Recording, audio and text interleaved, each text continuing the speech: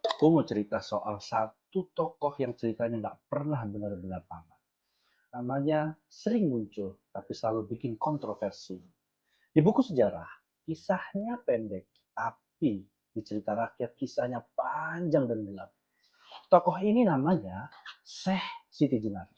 Banyak orang kenal dia sebagai ulama yang dihukum mati. Ceritanya seolah selesai di situ, tapi nyatanya tidak sesederhana ini. Karena di luar cerita resmi, banyak versi yang beredar. Versi-versi ini tidak pernah ditulis di buku sekolah, tapi diceritakan dari mulut ke mulut dan sampai sekarang masih dipercaya. Yang bikin menarik, banyak orang yakin Syekh Siti Jenar tidak pernah mati. Bukan kiasan, tapi benar-benar tidak mati. Dari sinilah cerita mistisnya dimulai. Nah, malam ini gue bakal cerita tentang Syekh Siti Jenar yang dianggap oleh sebagian orang masih hidup sampai saat ini. Sebelum lanjut, jangan lupa like dan subscribe biar gue semangat cari kisah-kisah mitos dan urban legend di Indonesia. Syekh Siti Jenar dikenal sebagai tokoh sufi di tanah Jawa. Dia hidup di masa awal penyebaran Islam. Ajarannya dianggap dalam dan sulit dipaham. Tidak semua orang bisa menerima cara berpikirnya. Dia sering bicara soal hubungan manusia dan Tuhan. Katanya, Tuhan itu tidak jauh, bahkan sangat dekat. Ajaran ini bikin banyak orang bingung.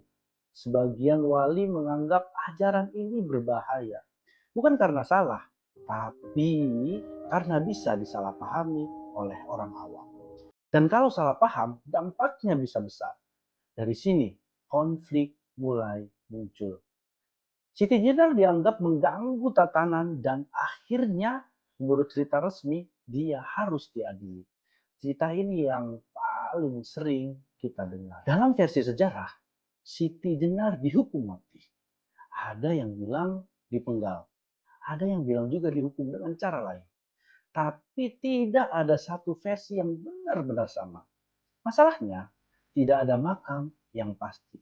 Lokasi kuburannya pun tidak jelas. Cerita tentang jasadnya saling bertabrakan. Ini yang bikin orang mulai curiga. Ada cerita yang bilang, saat eksekusi, tubuhnya tidak seperti manusia biasa. Ada yang melihat jasadnya ringan. Ada juga yang bilang tubuhnya kosong. Cerita-cerita ini terus berkembang. Nah, mulai dari sinilah muncul dugaan aneh. Mungkin yang dieksekusi itu bukan Siti Jenar. Mungkin yang dikubur bukan jasad manusia. Dan mungkin dia tidak pernah mati. Dalam versi mistis, Syekh Siti Jenar tidak mati. Dia menghilang. Menghilang dengan sadar dan sengaja. Soalnya dia sudah tahu apa yang akan terjadi. Ada kepercayaan, Syekh Siti Jenar sudah mencapai tingkatan ilmu tertentu. Tingkat di mana hidup dan mati bukan lagi batas. Tubuh hanya alat, dan alat itu bisa ditinggalkan. Karena itu, kematian dianggap hanya formalitas untuk menenangkan situasi, untuk mengakhiri konflik, tapi bukan akhir dari keberadaannya.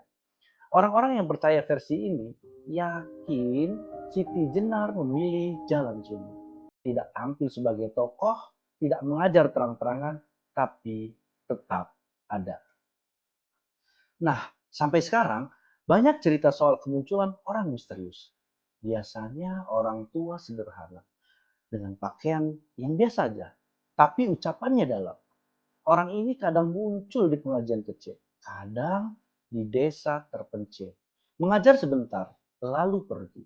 Tidak pernah menyebut nama. Beberapa murid percaya itu adalah Syekh Siti Jenar. Bukan sebagai tokoh besar, tapi sebagai pengamat. Menguji siapa yang siap menerima ilmu. Dan setiap kali ditanya lebih jauh, orang itu menghilang. Tidak bisa ditemukan lagi. Cerita seperti ini terus berulang dan selalu dikaitkan dengan satu nama. Ajaran Syekh Siti Jenar sering disebut terlalu berani. Dia bicara soal diri manusia dan Tuhan tanpa batas. Buat orang awam, ini terdengar berbahaya karena bisa disalahartikan.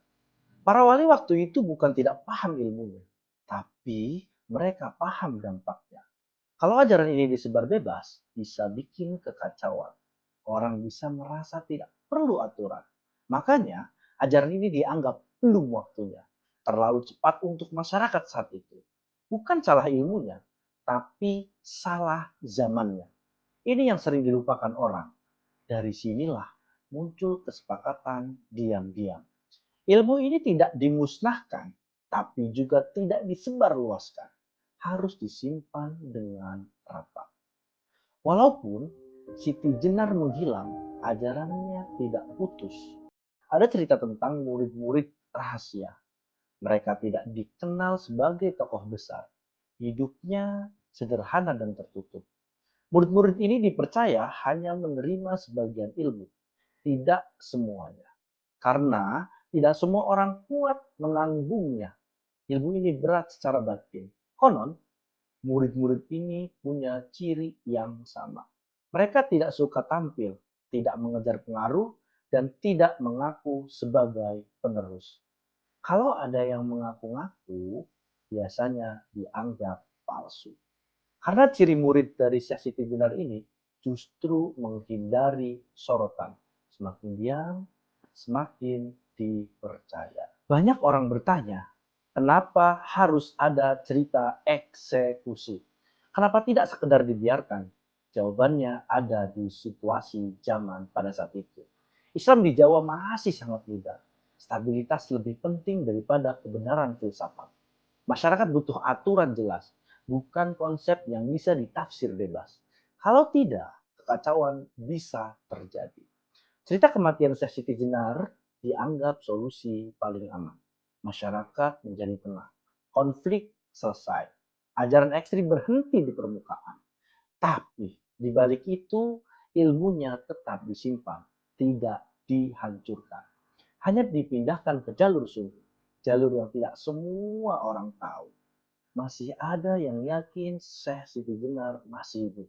Bukan hidup seperti manusia biasa, tapi hidup sebagai sosok yang berpindah-pindah. Kadang muncul, lalu hilang.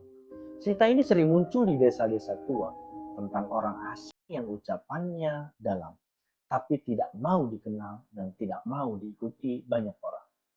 Orang ini biasanya muncul hanya sebentar, memberi satu dua kalimat, lalu pergi.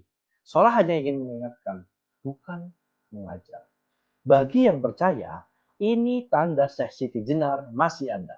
Menjaga ilmunya tetap hidup, tapi tidak jatuh ke tangan yang salah. Sekali lagi, ini bukan cerita yang bisa dibuktikan. Tidak ada data resmi, tidak ada catatan negara. Tapi cerita ini tidak pernah mati. Karena yang hidup bukan sosoknya, tapi gagasannya.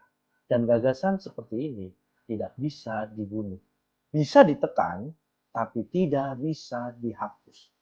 Orang Jawa percaya ada ilmu yang memang tidak boleh selesai. Harus terus menggantung. Supaya manusia tetap rendah hati dan tidak merasa paling tahu. Jadi pertanyaannya bukan apakah Siti Jenar masih hidup, tapi apakah ilmunya masih berjalan diam-diam. Dan mungkin itu yang sebenarnya ditakuti sampai sekarang. Buat lo yang tahu cerita tentang Siti Jenar, tulis di kolom komentar.